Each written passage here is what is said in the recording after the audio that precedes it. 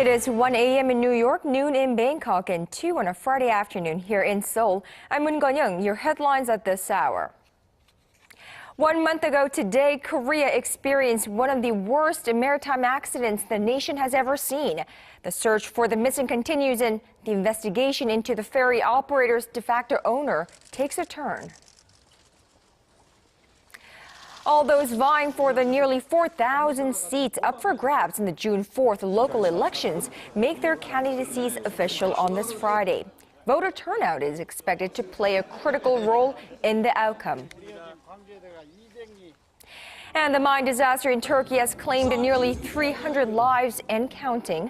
An image that shows a prime minister's aide kicking a man who was protesting the government response is prompting outrage across the country. We'll have those stories and more. But first, right here in this country. It was this time 1 month ago that we started learning the true extent of the horror unfolding off Korea's southwestern coast as a ferry with hundreds on board capsized. Fast forward a month, and with nearly 300 dead and 20 still missing, investigators are zeroing on who should be held responsible for the disaster. Prosecutors want to talk to the practical owner of the sunken Sewol-ho ferry about his possible role in the disaster and called him in for questioning earlier this Friday morning. But Yoo Byung-eun was a no-show, and now the authorities are considering more forceful ways to bring him in. Arirang News Kim Ji-yeon starts us off. The de facto owner of the sunken Sewol-ho ferry, Yoo Byung-eun, did not show up for questioning on Friday morning over his alleged role in the ferry disaster. He's believed to be holed up inside a religious compound in Anseong, Gyeonggi-do province, and authorities are reportedly considering using force to get inside. But around 400 of Yoo's supporters have surrounded the estate. They are members of a cult led by Yoo Byung-eun, a religious sect of the Evangelical Baptist Church, and are protesting against authorities who they say are violating their religious freedoms. But prosecutors say their investigation has nothing to do with religion and everything to do with the business irregularities of Yoo and his family, which may have led to the ferry sinking. Investigations point to negligence on the part of the ferry operator as playing a big part in the ferry accident, namely an overloading cargo onto the ferry for the sake of profits. Prosecutors suspect funds from the church were used by Yoo in business operations of the ferry operator. The 73-year-old was summoned to appear for questioning at 10 a.m. Friday local time, but he did not appear, following in the footsteps of his other family members, including his two sons who have ignored similar orders. Kim Ji-yeon, Arirang News. Let's turn our attention now to the upcoming local elections. Voter turnout is going to play a critical role in the outcome of the polls. Now, with Korea in a state of mourning over the Sewol-ho ferry disaster, campaigning will be low-key, leading some to worry fewer people will feel inclined to vote. If it plays out like this, the ruling party could be in for a torrid time come June 4th. Kim Myung-gil reports. By the end of the day, all candidates vying for seats in the June 4th local elections will have made their candidacies official. Registration for the 3,952 positions for grabs ends Friday for the local positions, which range from mayoral and provincial governor posts to councilors and ward members. The municipal elections will be viewed as a first chance to judge the current Park Geun-hye administration, and voter turnout will be a key factor in determining which political party wins. According to a February survey conducted by the polling organization Research Plus, 84% of respondents said they will vote or try to vote on June 4th. In a follow-up survey conducted this week, respondents were asked if the Sewol-ho ferry disaster had affected their determination to vote. 35.2% said it had, 21.1% said it hadn't. Meanwhile, an increase in independent voters could also play a critical role on election day. A survey conducted by mBrain suggests that of all voters on election day, 43.8% of them will be people with no party affiliation. Their perception of the job President Park Geun-hye has done over the past year could make a difference, and last month's ferry tragedy looms large. A survey by Gallup Korea shows that the president's approval ratings among women in their 40s was 62% on April 4th, before the ferry disaster. On May 2nd, 2 weeks after the accident, the figure had dropped 20 percentage points to 42%. Experts say it reflects the maternal instinct of women in their 40s who have children the same age as those who perished on the Sewol-ho ferry. There is speculation that candidates of the ruling Henry Party will take a beating on June 4th. Analysts aren't as sure. If the distrust in government keeps people away from the polls, they say, and the turnout falls below 40%, the ruling party could gain an upper hand. Kim-yeon, Arirang News. Turning now to Japan's push for a major reinterpretation of the country's pacifist constitution, which could pave the way for its military to fight overseas. The move, announced Thursday, is likely to raise tensions in Northeast Asia. Well, Washington, however, says it supports and welcomes Tokyo's new military policy. Our Shin Se-min reports. The United States says it supports Japanese Prime Minister Shinzo Abe's push for a reinterpretation of his country's pacifist constitution, a push for a larger military role as the U.S. wants Japan to carry the burden of its own defense. The State Department said on Thursday that it welcomes Tokyo's push for expanding its military's international presence. Japan seeks to exercise a so-called collective self-defense right to actively defend itself and allow its armed forces to enter battle in defense of its allies in case of any attack. Washington says it favors Japan's internal debate on what the Constitution grants and whether to allow the right to collective self-defense. South Korea's foreign ministry on Thursday urged Japan to use its powers for peaceful purposes aimed at maintaining regional security. It also emphasized that Tokyo needs to seek confirmation from Seoul regarding Korean Peninsula issues. Japan will only be able to influence security issues on the Korean Peninsula upon our request. The Chinese government criticized the Abe administration for taking negative actions and expressed concerns about the country's intentions, adding that neighboring Asian countries have full reason to be highly vigilant over Tokyo's true intentions. We've noted that the Abe administration has taken a series of unprecedented actions in the areas of military and security since taking office, linking it with a recent series of negative trends in Japan regarding the issue of history. Abe's military push has also divided opinion in Japan. Well over 2,000 protesters formed a human chain around the Diet building in Tokyo on Thursday to oppose the administration's attempt to scrap Japan's pacifist ideals. People of all ages took part in the rally, including those who experienced World War II under Japan's military government. In an effort to address those concerns, Abe said Thursday that Japan will stick to a peaceful path and will never wage any war. There are doubts Abe's proposal will win the full support of his own ruling coalition, so the Japanese leader will have to build consensus to win cabinet approval. Shin Se-min, Arirang News. Despite violent protests in Vietnam, China isn't backing down from its plans of stationing an oil rig in the South China Sea. A top Chinese military official on a visit to the U.S. said oil drilling will continue in disputed waters, and he had words for Hanoi and Washington as well. Our Choi Yu-sun has those words. After meeting with his U.S. counterpart General Martin Dempsey at the Pentagon Thursday, the chief of the General Staff of the Chinese People's Liberation Army said he will continue drilling for oil in disputed waters. He said they belong to China and that the nation couldn't afford to lose an inch of its territory. Blaming Hanoi for disrupting Sino-Vietnam relations by sending ships to the area, the Chinese general also had a message for Washington. I'd like to also express hope that the United States can hold an objective view on the issues in the South China and East China Seas.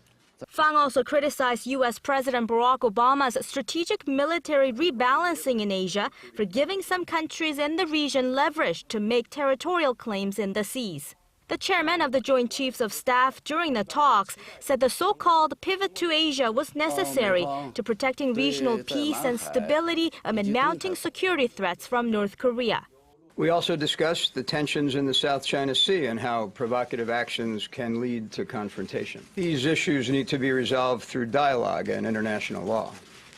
Since the arrival of the Chinese oil rig in waters near the disputed Paracel Islands earlier this month, Beijing and Hanoi have each sent vessels to surround it. Anti-Chinese protests in southern Vietnam, which erupted Tuesday, spread north, and the foreign ministry there has confirmed one death from the clashes. China's state-run Xinhua news agency has reported at least 2 Chinese nationals were killed. The Chinese foreign minister spoke with the Vietnamese deputy prime minister Thursday, urging Hanoi to take measures to protect the safety of Chinese nationals and companies in Vietnam. Choi Yoo-sun, Arirang News.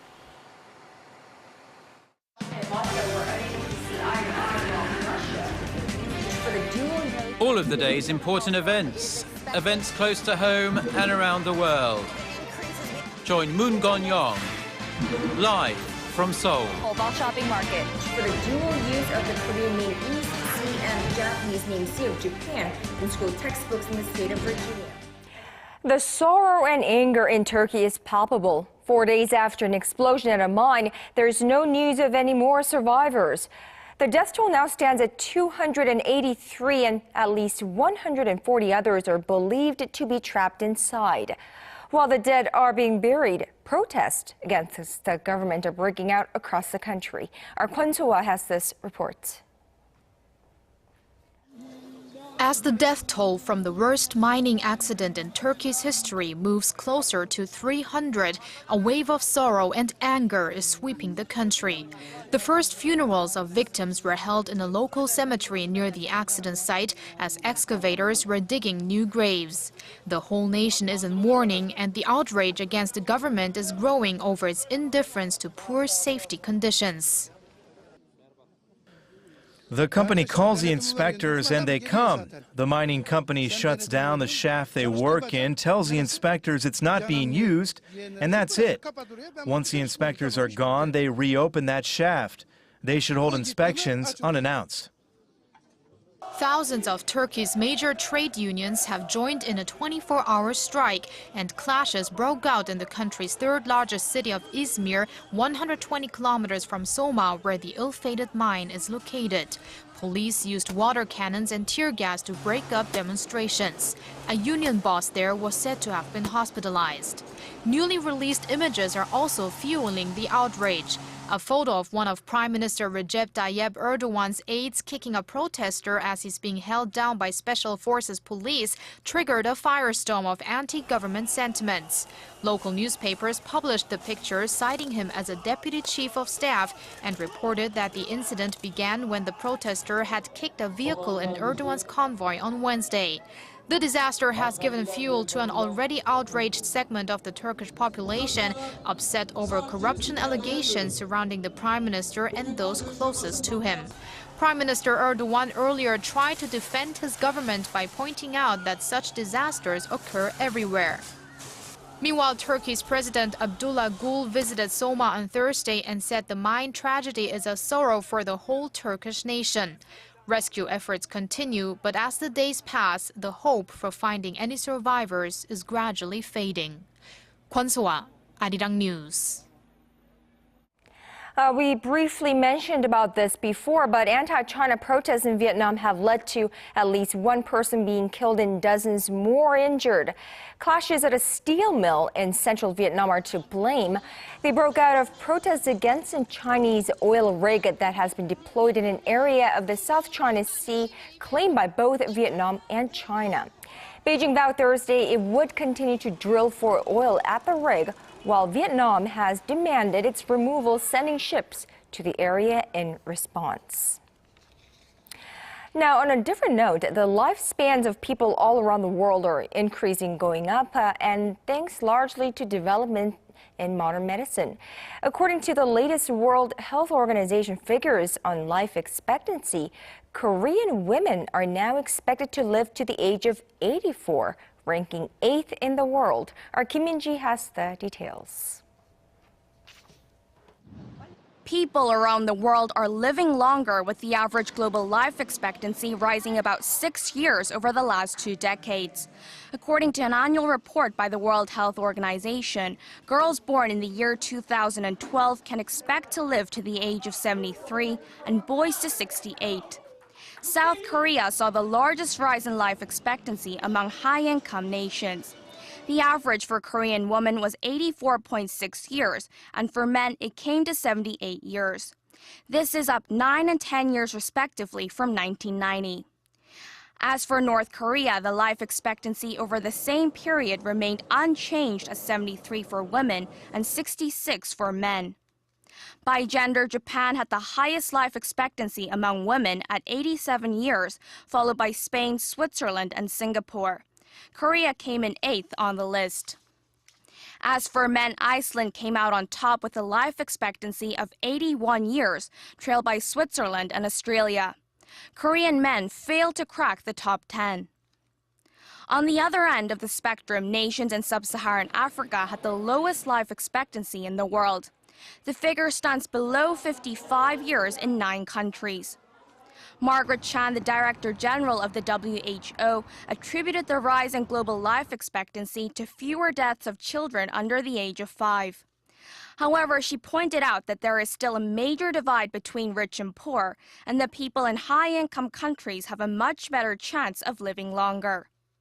The report also urges nations to tackle the problem of childhood obesity. It says that some 6.7% of children under the age of 5 worldwide were overweight. Kim Ji-yeon, Arirang News. Economic recovery is well established in most advanced economies around the world. That's according to Korea's top central banker. Now, speaking of the discussions at a recent Bank of International Settlements meeting, Bank of Korea Governor Yoo Byung-eun on Friday cited positive economic indicators in the U.S. and Japan and in European countries. Now, Lee said the U.S. economy is expected to bounce back from a slowdown in the first quarter this year brought on by the harsh winter weather. Now, the governor, however, added that participants were attentive to the Chinese economy and the geopolitical risks stemming from the crisis in Ukraine.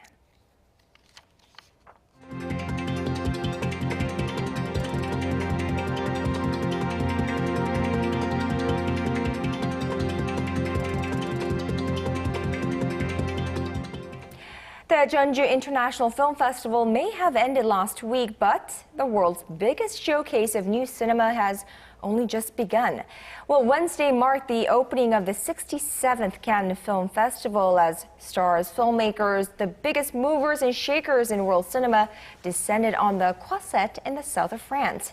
And last year, not many Korean films were featured at the festival, but 2014 marks a return to form for the Far East filmmaking powerhouse. While no films feature in the main competition lineup, 3 features as well as 2 short films will be shown at Cannes this year. Here to give us the lowdown on the best from the Cannes this year is our in-house film critic, Piers Conran. Hello there, Piers. Hey there. So Cannes it is, of course, it is a very exciting time to be a movie fan this time of the year. Absolutely. With the Cannes. And, you know, we know that this is undoubtedly one of the biggest annual events on the film calendar. So why all the rage? I mean, why are all eyes on the French Riviera every year at this time? Well, indeed, Cannes has the title of the world's most prestigious festival. It's not quite the oldest. That is a distinction that belongs to Venice, which is going on to about 80 years now. But, I mean, there's something about Cannes is very, very special. The caliber of talent that they attract every year really has no parallel in other festivals around the world. And if you add that kind of a seaside, kind of French Riviera glamour to the mix, it makes for a very convincing whole. So it's a huge event. I'm very jealous of all my friends who are there this year. My social media feeds are inundated with everyone having arrived, but I hope to make it there soon. Right, I'm sure. Now, every year, a number of big films debut at the Cannes. And what are some of the this year's hottest tickets that we should be on the lookout for? Well, the main competition has about 18 films, which is always roughly around that every year. And it typically has a bit of a mix of new films from big world cinema auteurs who have previously been invited to Cannes. And alongside that, they'll have a few very promising, kind of high-profile films from emerging talents. This year, the balance is tilted more towards those kind of well-worn names, well-heeled directors in world cinema. We have the Dardenne brothers, who have won the Palme d'Or twice, are returning with their new film, 2 Days, 1 Night. It's been described as a Belgian Western. Ken Loach, of course, won for The Wind That Shakes the Barley a few years ago, and he's back with Jimmy's Hall. Some say it might be his last film. And then Jean-Luc Godard, one of the very famous French filmmakers from the 60s, he's back with a new film, Goodbye to Language, which is sure to be controversial. Now, is there anything that strikes you as particularly interesting beyond these films that we just saw? Well, there's quite a lot. There's one that really strikes my interest is the actor Tommy Lee Jones. He has a new film in main competition. His first film as a director was The Three Burials of Melquiades Estrada, which was a terrific kind of Western from, it must have been 10 years old now. And that won him the Best Director Prize in Cannes. So another Western called The Homesman, that'll be his. I'm very excited about that. And we have Mike Lee's returning with a new film. We have David Cronenberg, who's been there a few times. He's a great Canadian director. And then I'll get his name wrong, but Nuri Bilge Ceylan is a great Turkish filmmaker. And so his new film is there as well. So lots to choose from. Right, a lot to look forward to. Now, so far, I think you've mentioned the titles, main titles from the main competition itself, but we know that there's a lot more going on at the Cannes every year. Could you explain the overall layout of the rest of the festival? Absolutely. So what we call the main selection for Cannes, that includes the official competition, which you just discussed, also the Un Certain Regard section, which is a little more towards art house and some lesser known and new names, but still very prestigious. And there's also special screenings, out of competition screenings, and midnight screenings, which are much smaller. And then besides that, there are actually 2 other festivals that take place that are all under the banner of Cannes, but they're technically separate. Those are the Directors' Fortnight and Critics' Week. So Directors' Fortnight goes on for 2 weeks, Critics' Week is 1 week. Directors' Fortnight is an interesting one. I really like that program. They have very interesting films. They have a lot of genre films. Over the last few years, they've become very interesting. They were set up in the late 60s. Cannes had to cancel 1 year because of the student protests in Paris. Oh, okay. And so they set this up in the wake of that. So lots of great stuff in Directors' Fortnight always. Well, you know, Korea was shut out last year, but is making a big comeback in 2014. Of course, not any one of them is competing in the main competition. However, you know, quite a lot of crop this year of Korean films at the Cannes, right? Absolutely, and people kind of get very kind of upset if there aren't many Korean films at the festival. And, you know, it's nice to see a lot of Korean films there. But at the end of the day, it's not, I don't think it's the most important thing in the world. But it's true, there have been no Korean films in competition since 2 years ago when there was The Taste of Money and In Another Country. So what we have this year are 3 features. One of them is a midnight screening. That's The Target, which was released 2 weeks ago in Korea. Action film of Yoo Byung-eun, and that's a remake of a French thriller called Point Blank. Beyond that, we have in Un Certain Regard, we have the film A Girl at My Door, or Dohia in Korean. And that's the debut of the director July Jung-suri. And it's produced by Lee Chang-dong, and it stars Bae Do-na and Kim Se-ron. A wonderful, wonderful drama. And then in Director's Fortnight, we have A Hard Day, which will be coming out at the end of the month here in Korea. That's a new kind of a genre thriller with Lee Sung-gyun and Cho Jin-ho. Right, you know, I must say that I am A Hard Day. It will be releasing later this month, you said. So that I'm not so sure. But The Target I'm very familiar with. I've seen it, you know, being screened at cinemas across the nation. However, I'm not too familiar with A Girl at My Door. Would this be more of a underground movie, or I don't know what it's like? It's, I guess you'd call it a little bit art house. Now, it's still backed by a big studio. CJ is distributing it. And, you know, you have Lee Chang-dong is producing it. And his influence is actually very, very strong in the film. It's a debut film, but it really feels like an Lee Chang-dong film. Not to take away anything from the director, because it really is just it's a terrific, terrific film. I was lucky to see it earlier this week at the press screening. And I think it'll do very well, and it could very well win an award at in the Un Certain Regard. Well, we'll keep our fingers crossed for that. Now, do you think Korea will have a big presence at the Cannes this year? Yes, I think so. We have all these films. There's also 2 shorts, Breath and Man on the Chair. But what we also have is Jeon Do-yeon will be returning to the Croisettes because she is on the international jury. She's the 3rd Korean person, but the first actress to be on the jury, following Lee Chang-dong and the classic filmmaker Shin Sang-ok way back in the early 90s. So she'll be there, part of a very kind of eclectic competition jury. And we also have Song Hye-kyo is also going to be going to Cannes to support the publicity for John Woo's new Chinese blockbuster Crossing. And then, of course, there'll be a huge amount of films playing at the Cannes Film Market, CJ, Showbox, Latte. All the big companies are going to be there with their big titles for the summer and the rest of the year. Well, you know, not only the films themselves, but from the red carpet to, you know, who is there, who's not, who said this, who said what. You know, there is a lot to look forward to, a lot that we'll be seeing in the next, the remainder of the 11-day-long festival, and we will be on the lookout for that. And as for you, we will see you next week with some more Real Talk. Looking forward to it.